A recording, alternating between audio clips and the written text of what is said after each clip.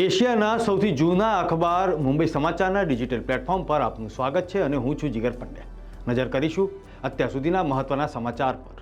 ભારત સરકારે સ્પષ્ટ કહ્યું છે કે જમ્મુ કાશ્મીર સંબંધિત કોઈપણ મુદ્દો ફક્ત ભારત અને પાકિસ્તાન વચ્ચે દ્વિપક્ષીય રીતે ઉકેલાશે, તેમાં કોઈ પણ ત્રીજા પક્ષની ભૂમિકા રહેશે નહીં। વિદેશ મંત્રાલયના પ્રવક્તા રણધીર જયસ્વાલે આજે પ્રેસ કોન્ફરન્સ યોજીને કહ્યું કે પાકિસ્તાને ગેરકાયદે રીતે કબજે કરેલ કાશ્મીરને ખાલી કરવું પડશે। લાંબા સમયથી આ નીતિ પર ચાલી રહ્યું છે અને તેમાં કોઈ પણ ફેરફાર થશે નહીં। ઓપરેશન સિંદૂર બાદ ભારતની રાષ્ટ્રીય સુરક્ષા નીતિમાં મોટો ફેરફાર થવાની શક્યતાઓ વચ્ચે આવતીકાલે 14 મેના રોજ કેન્દ્ર સરકાર સવારે 11 વાગે દિલ્હીમાં હાઈ લેવલ CCSની બેઠક યોજવાની છે।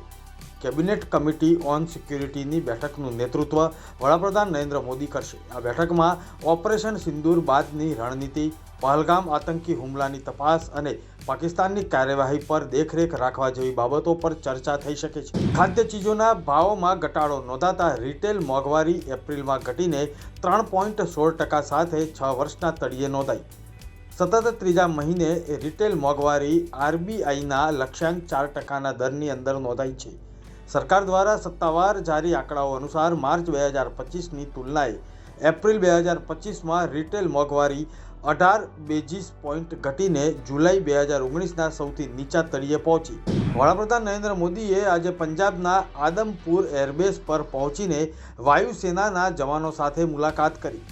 પાકિસ્તાનના પ્રોપેગન્ડાને ધ્વસ્ત કરનારા સેનાના જવાનોની કામગીરીને બિરદાવતા તેમણે કહ્યું કે ભારત માત્ર આતંકવાદીઓને જ નહીં, તેને સમર્થન આપનારા પાકિસ્તાનની સેનાને પણ આકરો જવાબ આપવાની તાકાત ધરાવે છે।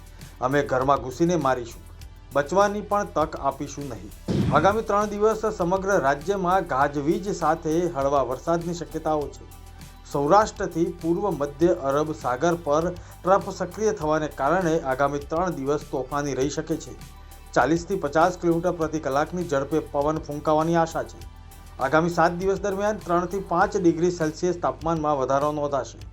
અમદાવાદ અને ગાંધીનગરમાં આજે મહત્તમ તાપમાન 39 ડિગ્રી સેલ્સિયસ નોંધાયું। સાસણગીરમાં 16મી સિંહ વસ્તી ગણતરી અંતર્ગત સિંહ વસ્તીનો અંદાજ મેળવવા માટે ધારી ગીર પૂર્વ વન વિસ્તારમાં અધિકારીઓ, કર્મચારીઓ અને સ્વયંસેવકો સહિત 511 જેટલા લોકો જોડાયા હતા। એશિયાટિક લાયન લેન્ડસ્કેપ મુજબ રાજ્યના 11 જિલ્લાના 58 તાલુકામાં તારીખ 10થી 13 મે 2025 દરમિયાન 2 તબક્કામાં સિંહ વસ્તી ગણતરી હાથ ધરાઈ છે। જમ્મુ કાશ્મીરના શોપિયા જિલ્લામાં સેનાએ આતંકવાદી સાથેની અથડામણમાં લશ્કર-એ-તૈયબાના 3 આતંકીઓને મોતને ઘાટ ઉતારી દીધા છે।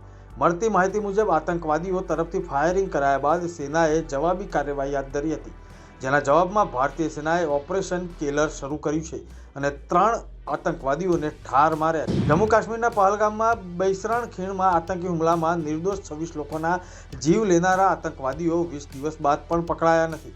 તેમની ધરપકડ કરવા પોલીસે અને સુરક્ષા દળોએ 3 આતંકવાદીઓના પોસ્ટર જાહેર કર્યા તેમજ તેની બાતમી આપનાર માટે ₹20 લાખનું ઇનામ આપવાની જાહેરાત કરવામાં આવી છે। કર્તવ્ય પથથી રાષ્ટ્રીય યુદ્ધ સ્મારક સુધીની આયોજિત તિરંગા શૌર્ય સન્માન યાત્રાનું આયોજન કરવામાં આવ્યું હતું। ઇન્ડિયા ગેટ અને તેની આસપાસના વિસ્તારોમાંથી હજારો નાગરિકો તિરંગા યાત્રામાં જોડાયા। મુખ્યમંત્રી ભૂપેન્દ્ર પટેલે અમદાવાદમાં તિરંગા યાત્રાને ફ્લેગ ઓફ કરાવી।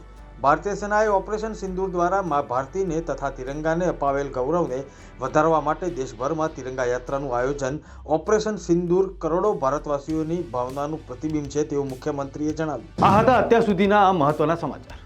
ફરી મળીશું, ત્યાં સુધી જોતા રહેશો મુંબઈ સમાચારનું ડિજિટલ પ્લેટફોર્મ। નમસ્કાર।